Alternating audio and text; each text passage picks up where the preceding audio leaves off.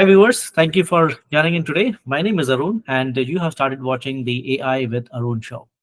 So our guest today is a true trailblazer in the healthcare industry. His name is Shashank Avadhani. Shashank is the co-founder and CEO of Alyve Health, which is a rapidly growing health tech company that is changing the way we experience healthcare. Before diving into the world of healthcare innovation, Shashank built a stellar career in consulting, working with top tier firms like Boston Consulting Group, where he made it to partner, which is no joke. And before that, he worked at Accenture and Ernst Young. But in 2020, Shashank took a leap of faith and co founded Alyve Health. And his vision was to create a more accessible, affordable, and personalized healthcare experience for everyone. And under Shashank's leadership, Alyve Health is doing exactly that. So today, Shashank lead a passionate team of about 100 plus individuals, all dedicated to transforming healthcare through innovative solutions. They're tackling the limitations of traditional healthcare and insurance head on, offering services like cashless consultations, online pharmacies, diagnostics, and even AI powered well being program. And we'll talk about that when we talk to Shashank. Alive Health's impact hasn't gone unnoticed either. They have gained recognition in the industry, winning awards such as the Startup Trailblazer 2024 award at the Dun& Bradstreet Leap India Startup Summit. The company has been successful at raising funding, including a 5.5 million round led by Accelerator Ventures. So let's dive deeper into the world of Alyve Health and learn more about Shashank's inspiring journey. Shashank, thank you for joining and welcome to the show. Thanks, Arun. Very happy to be here, and thanks for that generous introduction. Of course. Shashank, talk to our viewers. You are a partner at leading consulting firm, and people just aspire to be at a consulting firm, right? You are helping other CEOs set up their business models, work out better monetization strategies. What inspired you to get off that ship and start your own one? Yeah, thanks for the question, Arun. I get this question a lot. And there are two aspects to this answer, right? One is more professional, and second one is more personal, right? So I'll sort of actually elaborate on both of them. In terms of the professional reason, so look, I used to be a partner in the insurance space in BCG, and I've sort of worked even before BCG in this domain. So I've had the privilege to work with some of the top CEOs of the country across health, general, life insurance, etc. And I could see that health insurance as a category, as a market, is growing much faster than any other line. So to give you a sense of this, when I exited BCG, the number one line of business was motor insurance, which is like a mandatory cover in India, and second was health, and because of COVID, etc., there's been an acceleration, but health insurance right now number one, and it's undisputed. So this is something that that was there. However, despite this fast-growing market, large market, what was quite evident is that it's a very, very underpenetrated market still. So there is plenty more opportunity to go, which means that, so for example, if you look at the overall healthcare spend in the country, it's about $250 billion, and health insurance only covers about $10 billion, right? Less than 5%. Okay. So you're looking at a market which is 95% uncovered today, right? As far as insurance goes. You're also looking at a market where the experience, unfortunately, hasn't been great. This is an industry with the lowest net promoter score. Okay, so on average, the health insurance industry has a net promoter score of about 13%, which is by far the lowest in the country across several sectors. Right, and health claims, for example, the moment of truth of any health insurance product that has an NPS of 6%. So you have a very large market, underpenetrated, and a poor experience. And we'll talk more about it as the show goes on. But there was a clear hypothesis as to why this is the case because of my experience in this industry and what can be done. And I was pretty clear that only a entrepreneurial venture can sort of look at this problem a little differently than what was happening, because this is not a new product. It's an industry which is quite old, and the penetration is still low, right? So there needs to be a better approach towards finding product market fit in the health insurance space, and that is where I sort of looked at this as an opportunity. I honestly didn't know exactly how things would pan out. Nobody will know this given the complexity of the space and the size of the space. But at that stage, I knew that this is something that I would like to take up, right, as a challenge. This was one. Second is personal. 2018 and 2019, my father actually went through multiple events of hospitalization. Now, when each of these events actually leads to several other connected events of OPD or outpatient, so scans to tests, doctor consultations, expert visits, and then I figured firsthand how hard it is for somebody to navigate this space. Okay, so every other space in the country and in the world as well is sort of solved, right? So at the click of a button, your mobility is sort of sorted. Food is sort of sorted, right? But when it comes to health, it is a massive cognitive load on the customer. And then here, I came in with plenty of experience in the industry, right? I knew the do's and don'ts of the situation, but still, I had to sort of fly down to from Mumbai to Bangalore, where my parents stay, and each of the times I had to sort of take time off work and figure this out, right, and help them out. And obviously, I was successful at the end, but not before facing several hurdles in navigating the healthcare journey. Right? So I sincerely felt that there needed to be some sort of a horizontal approach to this, so some platform which could hold the customer experience, okay, and therefore win the trust of the customer, okay. And this is a very it's a very demanding industry which demands very high trust in a low trust economy, right? And I was pretty convinced that the only way to sort of win that trust is by holding the customer experience end to end in a horizontal play. These two kind of aspects, right, both professional and personal, led me to exit BCG. And it wasn't an overnight decision. I think the idea kept brewing in my mind for months together, and it took me a fair amount of time to give up a great job, right? The BCG was a fantastic employer. It took me months to sort of give that up, and then finally decided to start my own venture with two friends, actually, Sushant Roy and Vineet Mehta. We go back a long way. So it took me some time to convince them as well, because they were just like me. They were in similar stages in career, having jobs where company wouldn't let them go, and it took a lot of convincing to get this off the ground. Wow, that's a brilliant story, Shashank. That's like the perfect combination of something professional you have experienced, right? Something personal. So there's a personal tale as well, and then there already is a market out there that's untapped, sort of, right? Like you rightly said, 95% is untapped. That's a brilliant story, Shashank. Shashank, so why Alyve Health? What was the secret behind the name? It's interesting. Again, like many things in our journey, the name didn't come easy. We started off with a different name. It was COVID time. So when I exited BCG, there was no COVID. And I exited in February 2020. And in a month, there was COVID, right?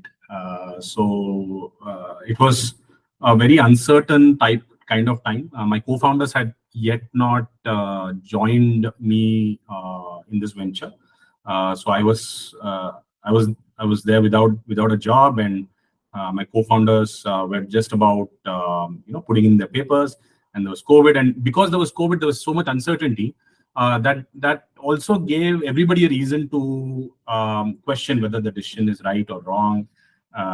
Even the employers, because and the employers were kind enough to sort of reach out and say, look, are you sure you guys want to do this, right? And so coming back to the name, our first name actually was Immunity, right? So we basically looked at this and said, like that word kind of was there everywhere at that point in time, and it meant a lot. There was no real brand with that name. But then, as we sort of started building and started talking to customers, talking to marketeers, we received this advice that, look, a name is very important, and Immunity felt a little bit passive, even though it was a good name. It wasn't a great name, right? So we went into this exercise with our employees. We had I think less than 7 employees at that time, 5 or 6 employees. But we got everybody involved, and there were a lot of ideas thrown in. And then we basically said that, look, we want to be standing for great health outcomes. Okay, and great health outcomes mean that you're living your life with a lot of zest, right? In Hindi, you call it Zinda Dil, right? And we said, look, we will sort of pick a name which sort of reflects that.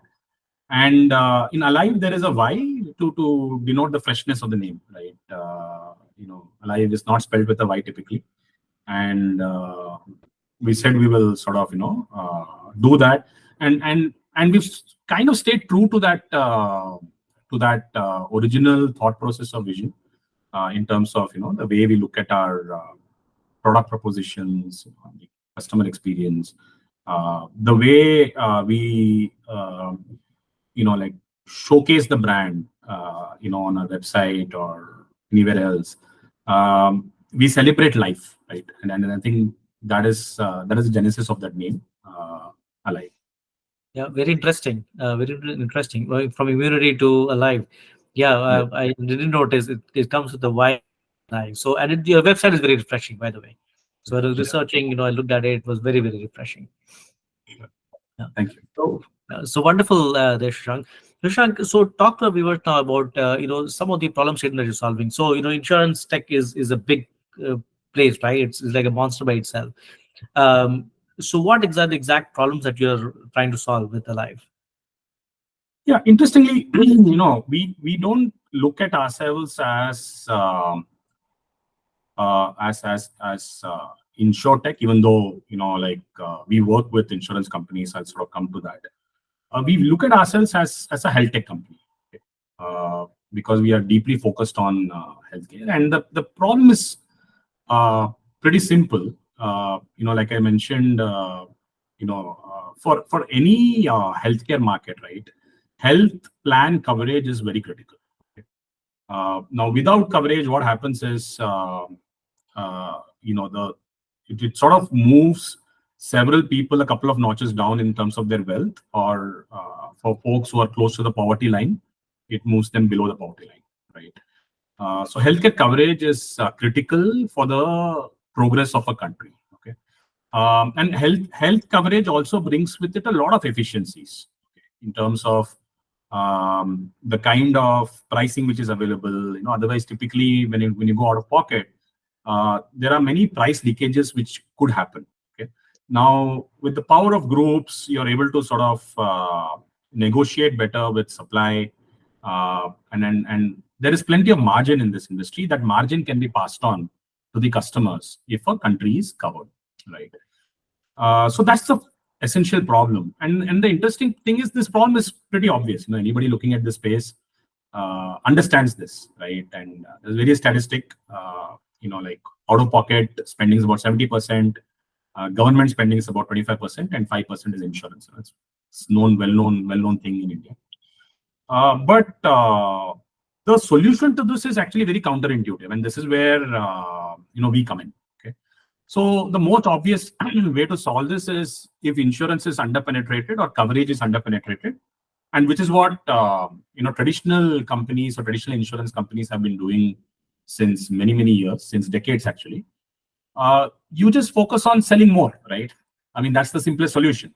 If very less people have insurance, sell them more insurance, or just go on increasing your distribution footprint, right? And what has happened, Arun, is over the last 4 decades or 5 decades, since this product sort of started getting prominence in the country, we have more than 4 or 5 million feet on street, folks in bank branches trying to push this product, right? Even after all these years with all these people, we have achieved a penetration of just 5%, right? So therefore, that is, the solution is not just brute force, right? You cannot just take a product and keep on pushing it down people's throats, and it's not going to help, right? So our way of looking at this was, look, if it's a product market fit, challenge, and if there is market, there is something in the product that needs to become better, that needs to become more customer centric. Okay.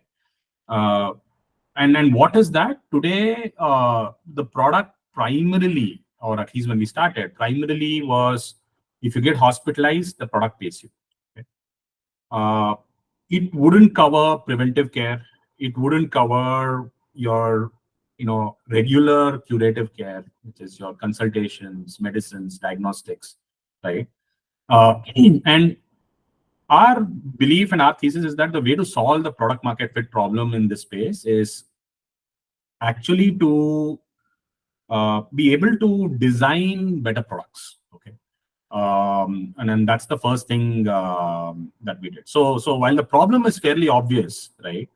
The solution is not so obvious. However, if you look at it, we play in the space of OPD and preventive care. Again, a lot of incumbents have tried to do this in the past, but in order to do this, you actually need a completely digital health ecosystem powering this. Now, that's what we bring to the table. So to complete the jigsaw puzzle, you already have products which are covering you for hospitalization. We are not trying to reinvent that wheel. What Alyve does is we collaborate with these large incumbents, whether insurance companies, large brokers, banks, NBFCs, financial institutions, everybody else, and help all these incumbents sell a better product, right, to their customers. And the better product happens because of our health plans, which have preventive care and regular curative care use cases, more than 28 such use cases, delivered through a completely integrated health ecosystem. Why this health ecosystem is important, again, it's part of the solution, is because people have tried this before. 10 years back, people have tried this, insurance companies have tried this. The challenge which occurs is in terms of frauds, right? So unfortunately, in our country, there's a lot of bills or receipts which can get doctored, right? And unless you have a foolproof cashless mechanism of sort of serving this need, the need is there, right? The how part of it is the real challenge, and the execution is the real game out here, right? So that's what Alyve does. That's the problem we are solving. And to give you a sense, with our solution, most of the healthcare expenses start getting covered through health plans, right? So you become part of the covered economy. So instead of just going to a doctor and sort of opening a wallet to pay the doctor, you actually open the Alyve app to scan and pay, right? That's just one example, and sort of extrapolate this to many other use cases around curative, around preventive, around wellness. So, for example, our members book their gym memberships through Alyve, right? We have more than 7,500 gyms connected right now on the platform. We've sort of now introduced a new category called sports, right? So imagine you want to go and play badminton or football. You can actually book a facility through Alyve, right? So this ability to start covering what you want or what you keep doing on a daily basis, and being able to offer that on our application or website so that anybody can click and sort of go. That really is the solution. Sort of, it's already we've already delivering in the market, and we're just scaling that up as we go. Right. So Shashank, so let's take a couple of examples. So let's say I am somebody living in a city working with for a company, right? So I'm assuming that in those type situations, my employer will have a health plan with you, right? So there's a corporate understanding, and then that way it gets reflected in my plans. And if I am trying to visit a doctor for preventive check care, like you said, I'll use the Alive app and pay for it. Now, let's say an independent, right? I could be a farmer, or I could have a small shop somewhere in a second or the third run city. How can I use your app? Yeah. So I think firstly, as of now, we are only available to groups. Okay. So the first example, you're an employee of a corporate. The corporate has to purchase a health plan from Alyve. Either they can do it directly or they can do it through their brokers. They can do it through their insurance companies. It doesn't matter how they do it, but they can pay for a health plan. The same employee, say corporate pays a certain amount because most corporates have a budget for health and well-being, right? But say that employees' healthcare expense is more than the budget, right? And that typically is the case. So you get to add on to your corporate's plan. Okay? So that it's like a B2B2C model where the corporate in the first case actually buys something and then you get to add on. Now, coming to your second example, say you're a retail customer. I'm sorry, just a quick clarification there. So does it mean that, let's say, my employer budget could be, I'm making it up here, like let's say 10,000 Indian rupees, right? Yeah. And the actual expense is 20,000. So I can add the balance 10,000 to the plan somehow, maybe direct deposit from a bank, and use that 20K now to pay for like let's say sports, or go to a gym, or pay for additional healthcare if needed. You can. So typically, you can do that. Number one, you can do that. And just to clarify, the amount available to you is often more than that 20,000. So corporate has paid 10,000, you paid 10,000. The amount available is often more. There is a certain multiplier which comes in, because everybody is not going to utilize everything. Okay. So for example, in this case, say 20,000 could actually give you like a 50,000 total wallet, right? And that 50,000 wallet is actually split into multiple sub wallets. Okay. So you could have, for example, a 5,000 rupee for a in-clinic consultation, right?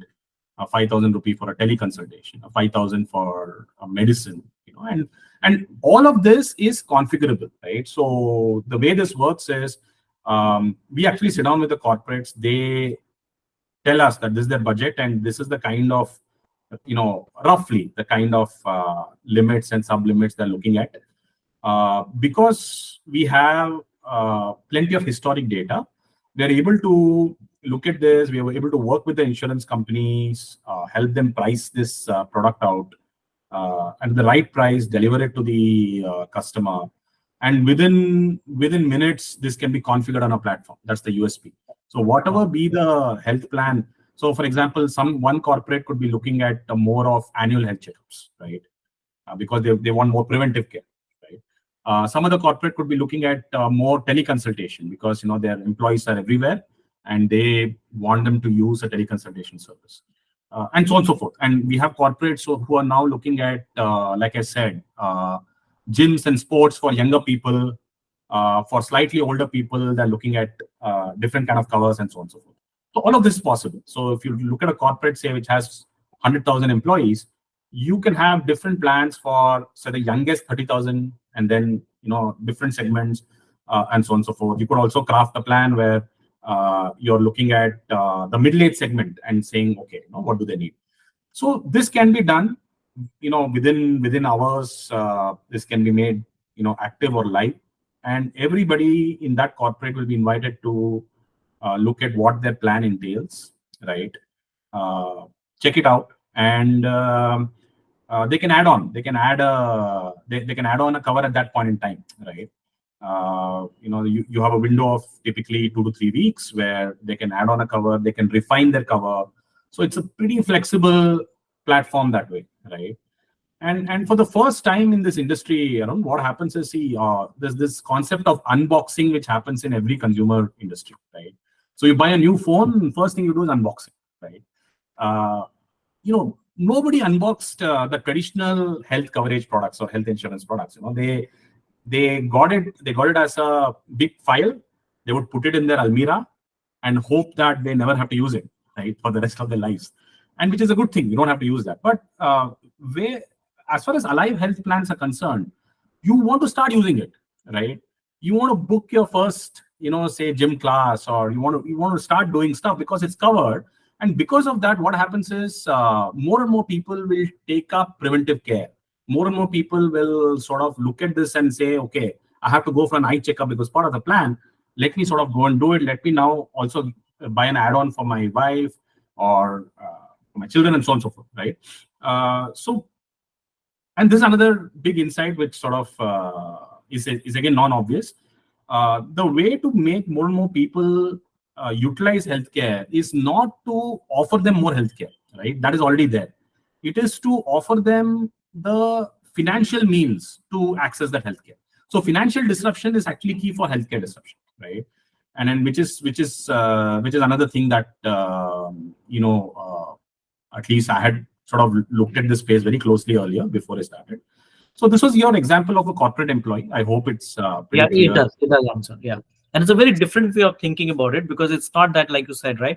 It's not keep it on the side and not use it, but you're encouraging people to take advantage of all these situations that are available to them. Yes. Yeah. Okay. Shashank, so let's move on to the second example.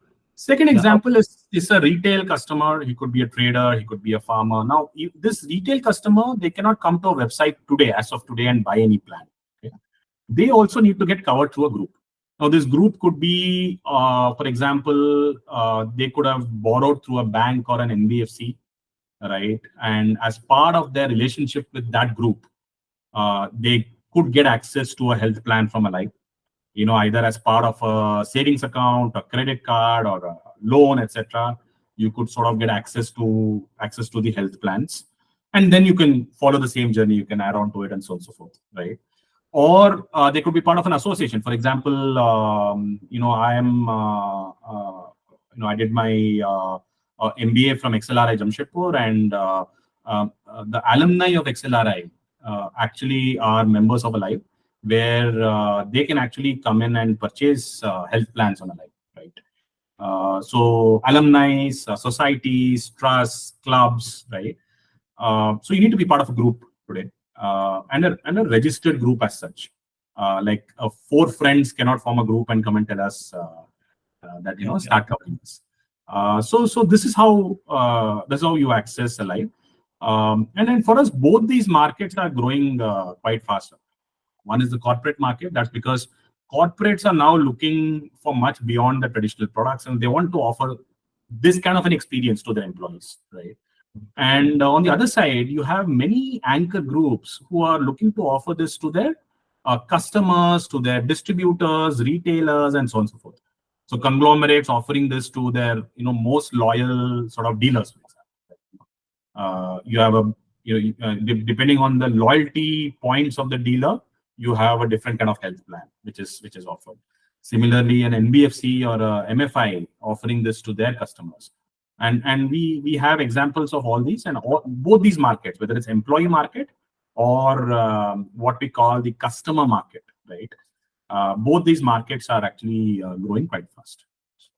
Yeah, I can imagine. I mean, the benefit that the end user is able to achieve from this is phenomenal. So there's no reason. There's all the reason actually to take advantage of this. Shashank, let's do a deep dive onto the technology aspect of it. It's a very complicated product that you're working on, right? It's extremely customizable, as you rightly said, right? Different kinds of plans. So talk to our viewers about some of the technology that you're using, about some of the AI that you have built into the product. Yeah, I think first of all, for the customer, it's actually a very simple experience. So you get to know what you're covered. So you have And I'll talk about our front end first and sort of go to the back end aspects in a bit, right? Front end is fairly simple. You have a simple dashboard. You get to know what is cashless and what is not. If it is cashless, there's no paywall. You can just click and book and walk in, walk out, right? That's the experience. Okay. If it is not cashless, there will be a paywall, but it will be a discounted feature. For example, your group may not have covered diagnostics or an annual health checkup in your plan, but no worries. You can always access it on demand. You get discounts of anywhere between 30 to 45%, and you get the best possible price because we basically transfer any the B2B advantage, the B2B pricing advantage to the customers. Right? This happens for things like gym memberships as well, right? So there are very good discounts on gym memberships typically. So you pay the discounted price and get that activated. Okay. Now coming to our backend, we are one of the most ambitious horizontal platforms, right? And one of the and that's been a challenge or also an opportunity. A challenge because as you can imagine, the number of use cases are plenty, right? And when we started, a lot of people actually advised us that, look, maybe you guys are trying to bite more than you can chew. Okay, there's so much happening, but we were convinced that, look, if you want to deliver a customer-centric experience, you need to. This is a horizontal business. Okay, it's not a vertical business. It's not only I only offer hospitalization. There are thousands of brokers and corporate agents who are doing that today, right? So therefore, it's a horizontal. What I mean by horizontal is on the supply side. We have plenty of integrations with both aggregators and directly with providers. Okay, so aggregators mean somebody who is an e-pharmacy player, for example, right? And we work with many of them. So we are integrated with them. It's a one-to-one kind of integration, and therefore you get your pharmacy, requests, etc., fulfilled on Alyve, right? Similarly, if there's somebody's, doctor aggregator, right? We work with a few of them as well. Then there are use cases where there are direct integrations around, right? So you look at diagnostics as a space. It's a super fragmented space in the country. There is no one pan-India diagnostic champion as of now, right? Because nobody covers every pin code in the country. Okay, so you do need to work directly with multiple regional powerhouses. You need to work with aggregators in the diagnostic space, and then we follow that kind of model. Okay, so if you look at our backend is a combination of many of these integrations thought through in a way in which it ultimately benefits the customer and done in a very secure manner, right? So there is end-to-end data encryption. No PII is sort of shared without customer consent, right? So if you order medicines, the provider needs to know your address or know your phone number to deliver, right? So that's when the information is shared. Otherwise, it's pretty secure, right? Now coming to AI, right? As you can imagine, we are a data-rich company.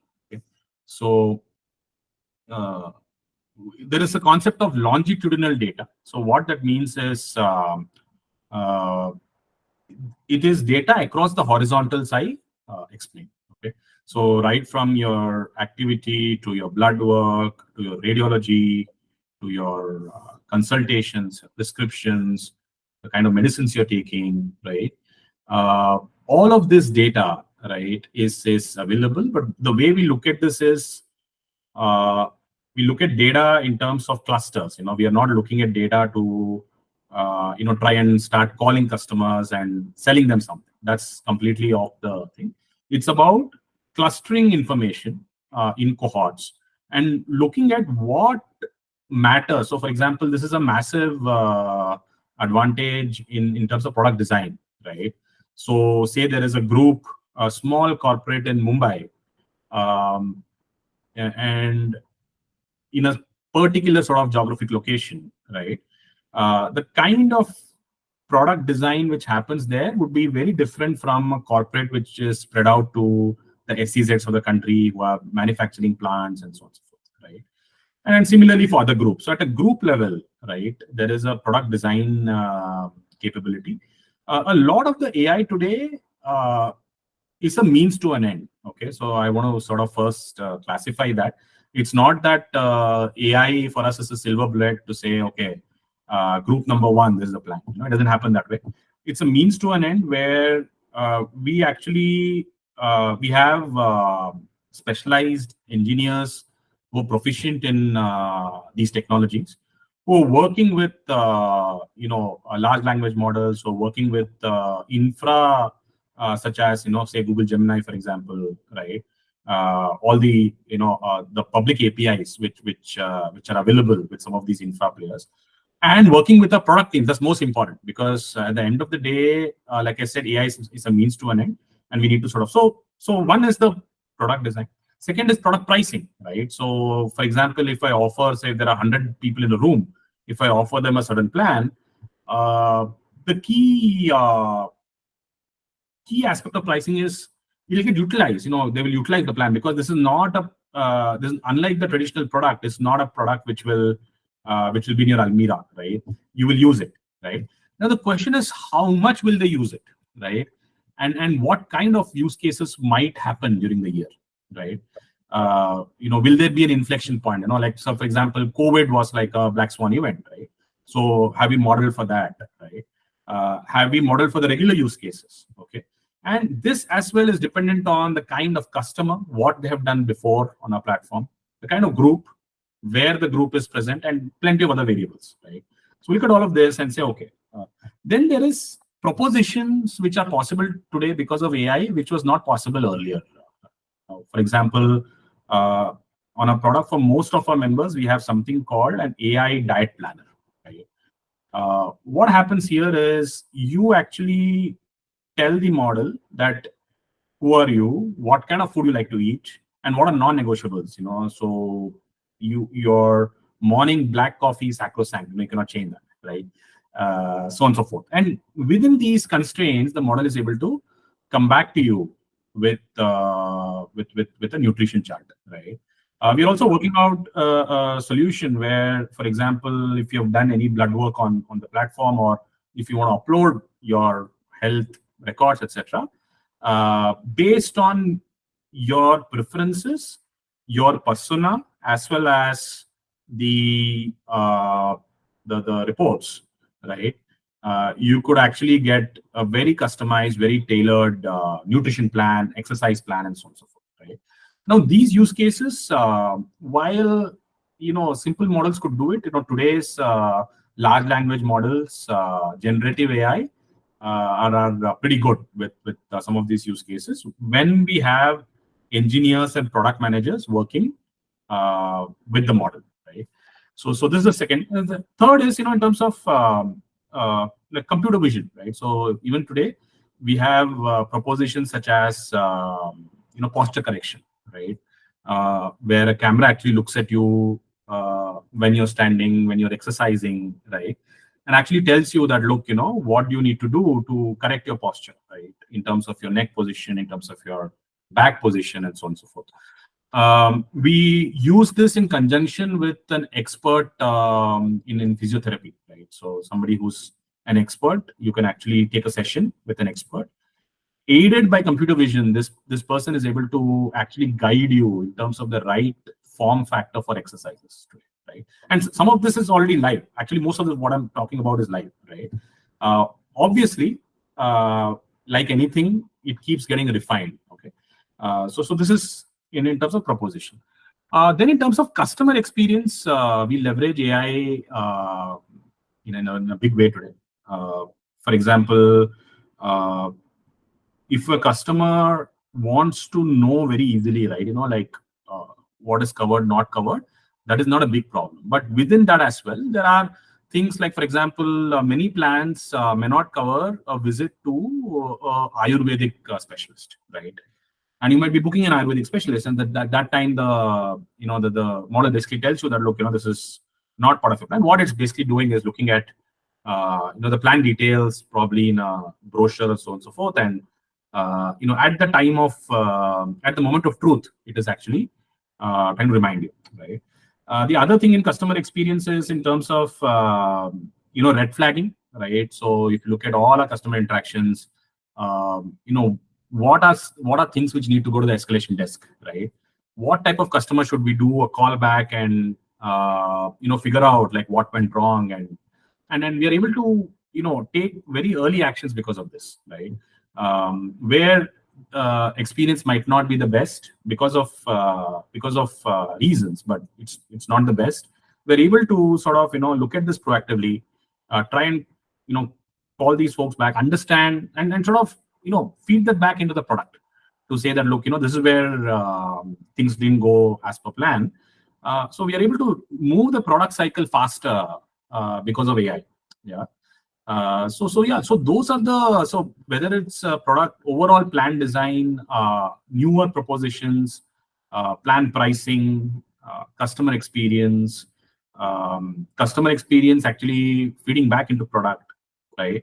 So these are things which we are already doing, and we are constantly trying to figure out newer and newer ways of becoming better, right? And AI is certainly helping us out. Yeah, no, that's fantastic. I mean, there are multiple use cases. I mean, one of the things that I find is a lot of people use product AI in the product, but what I see is not only are you using AI in the product, but there's the customer experience part of it.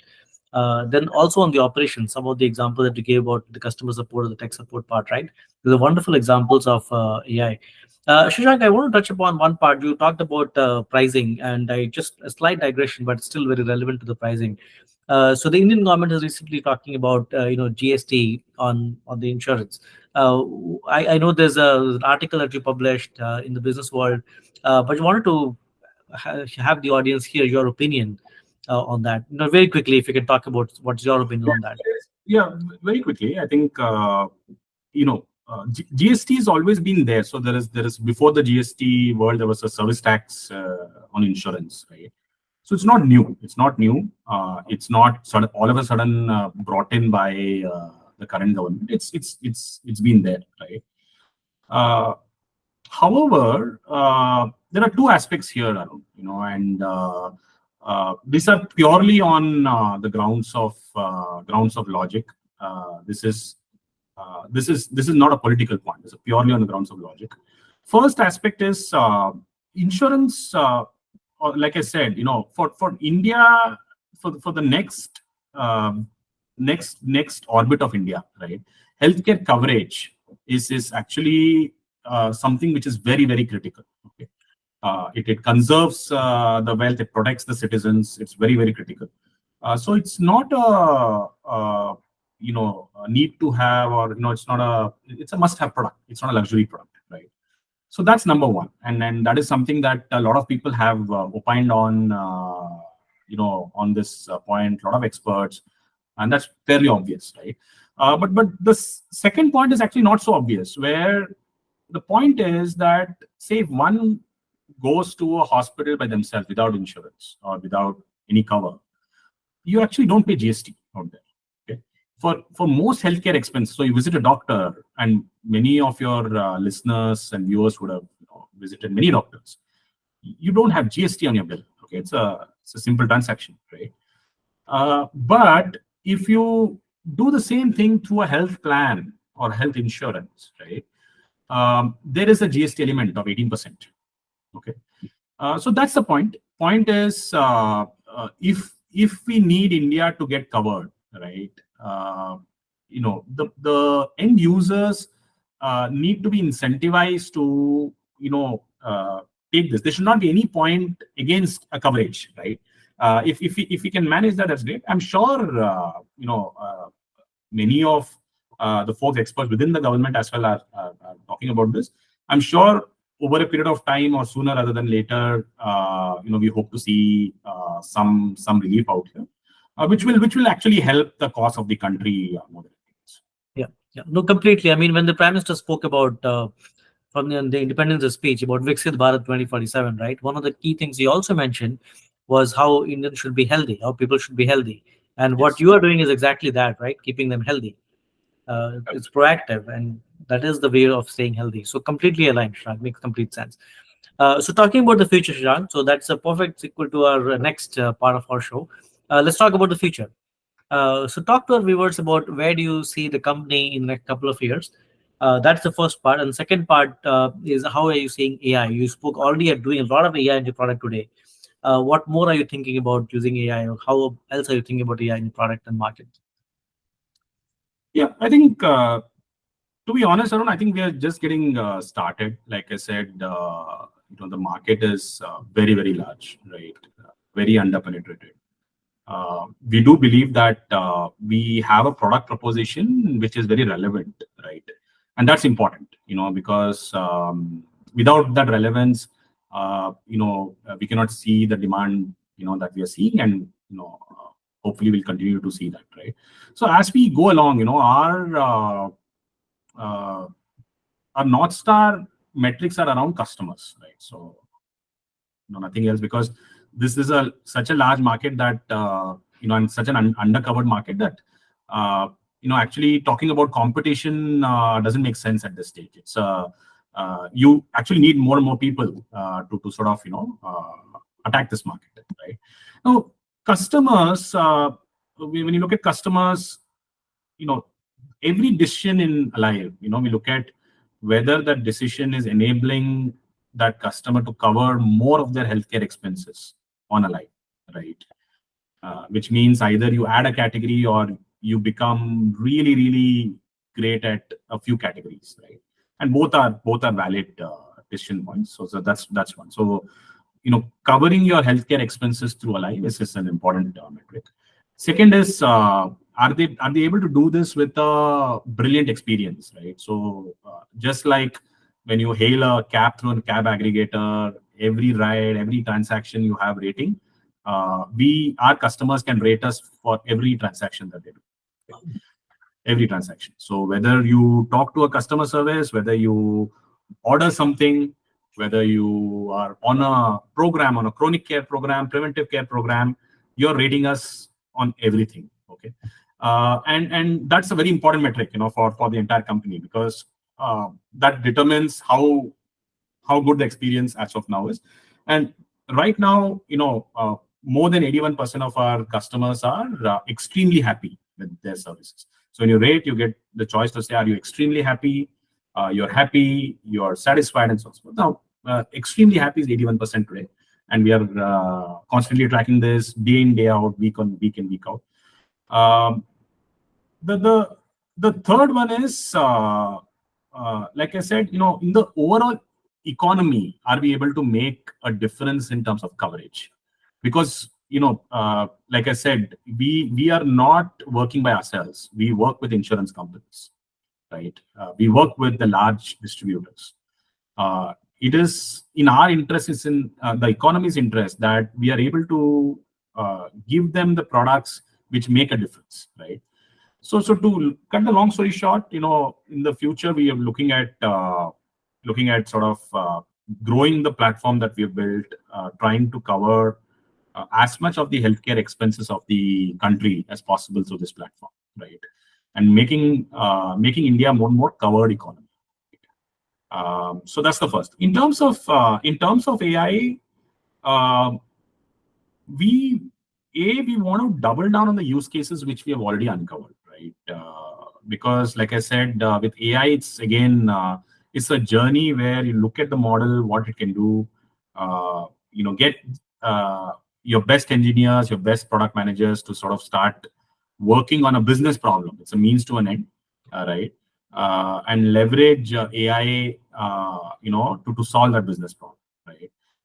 So that's the first thing we are looking to do. Second is across Alive, right? So what we're trying to instill is a DNA where there is a DNA of association, learning by association, where say there is a business head or a business person looking at a certain problem to solve. Today, a lot of company's successes, not just us, everywhere else, depends on whether you're able to associate that with, hey, can a generative AI model actually help me solve this problem, right? And this is what we were taught as children in schools, and some of the best kids who end up doing well are great at associating stuff, right? You have a learning in one area, you are able to take that learning and put it in a completely different area, right? So that is what we want everybody in life to do, not just the engineers. Actually, the folks who are talking to our customers, the folks who are building our products, even founders, right? How can we sort of look at this and then with only two fundamental objectives? Can we generate more demand? That means, can more healthcare expenses flow on Alyve because of this? Or can we actually be more efficient? Does it obviate, for example, the hiring of 100 more people or 2 more people, right? And that's where the emphasis on leveraging AI is. Use it for like a business reason and a customer experience reason. And secondly, try to constantly learn by association, right? Figure out whether there is something that is there which could unlock demand or efficiency. Yeah, makes sense. Makes sense. That's a brilliant way of answering. You're not doing AI for the sake of AI, but you're trying to see if there's a real problem, real customer problem, or a business problem that is going to solve for you. Absolutely. Wonderful. So, Shashank, that is fantastic. So that brings us towards the end part of our show, the last part of our show, which is called as the rapid fire round. So, are you set? Yes. All right. So. So let's get started. All right, let's get started then. So Sure. the first one on the rapid fire round, ChatGPT or Google Gemini. If you had to use one for the rest of your life, what it would be? I know you said about Gemini, but you're talking about ChatGPT as well. The answer is, I think, fairly simple. GPT for personal use, and we use Gemini for the company right now. All right. So we go with the second one. So what is the most overrated AI trend right now? See, I think AI, basically the trend is that, look, AI is a silver bullet, right? AI will solve the problem. And I spoke about it in this conversation as well. I think it's overhyped that AI is a silver bullet. You need business folks, product folks, engineers to actually being able to work together, work with the models, sort of deliver. It's a means to an end, right? Yeah. So that's what I would say. Yeah, you're right. I mean, magic will not happen just by itself with AI, right? There is a problem that you're trying to solve. You have to use it in the context. I'll give you an example here also. Like, for example, even things like we have tried all of this, right? So writing copy or generating visuals through AI, it works to a certain extent. I'm sure the models are also getting better and better, right? But the insight still needs to come from the marketer. Okay, that's what I mean. The human insight, because insights are all human insights. And then that's what I believe will continue to exist in the future as well, right? The greatest marketeers or the greatest marketing campaigns the world has seen has actually come from very simple human insights, right? So you can leverage AI to help you out, but it's not going to solve the problem for you or replace you, right? So it needs to be co-pilot. Yeah, co-pilot. Yeah, that's the one. All right. The third one, in one sentence, define the future of AI in your field. Yeah, it's interesting. I think AI will put people's health in their own hands, right? And then that is already happening. That is going to happen. And to explain that, look, today, like I said, health is one area where you feel a lack of control. Okay. So you and people who have gone through medical experiences can relate to this. One doctor might say something, then you want to take a second opinion. You might actually get some other opinion. What AI is doing is it's basically making health very personalized, which is why it is a great platform, a great tool for us as well.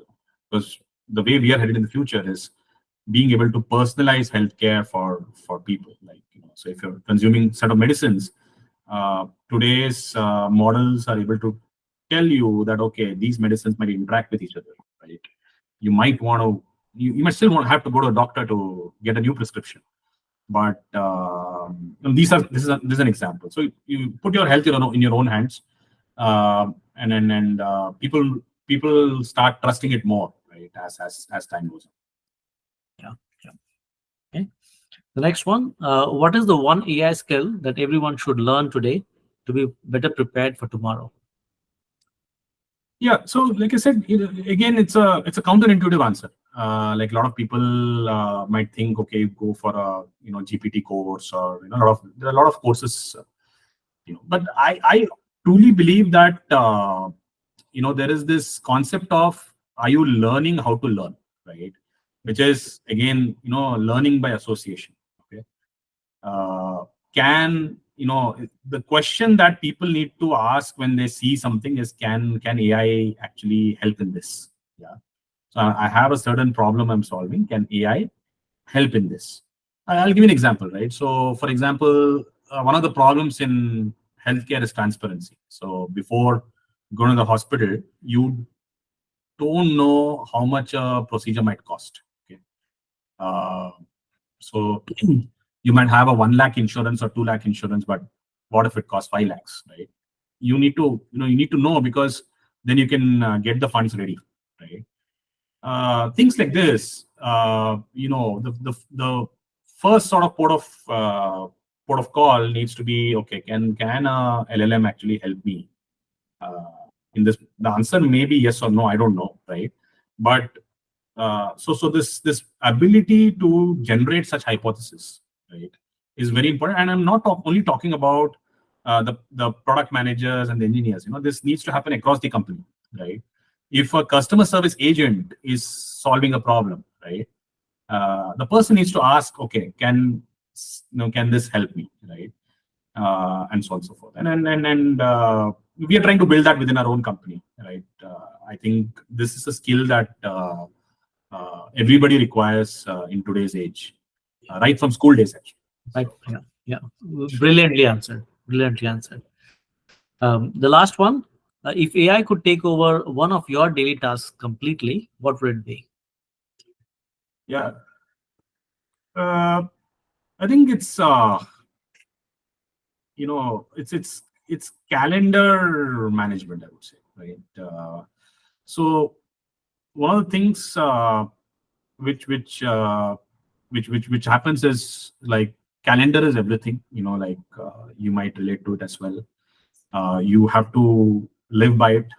Those are commitments, time commitments you've made, right? So today, a lot of it is still manual. So even though, like, there is so much in your text messages and emails. So, for example, yesterday I realized that I've been double booked or triple booked on a dinner, right? And there were no invites. I was really, really busy last week, and triple booked on email, right? So, and I'm the culprit. I've basically said yes to 3 people, right? So it'll be damn cool if if the AI could nudge somebody to say that, look, you're already booked, or it's already on your calendar, right? Don't do it. And that's a very simple use. And like that, you can extrapolate it to say that, can machines actually help in managing the time of human beings, right? So that's the simple ask. Yeah, wonderful, wonderful, Shashank. So that brings us to the end of our show. Shashank, thank you so much for taking the time. Any closing remarks from you, Shashank? No, I think the only thing I'll say is that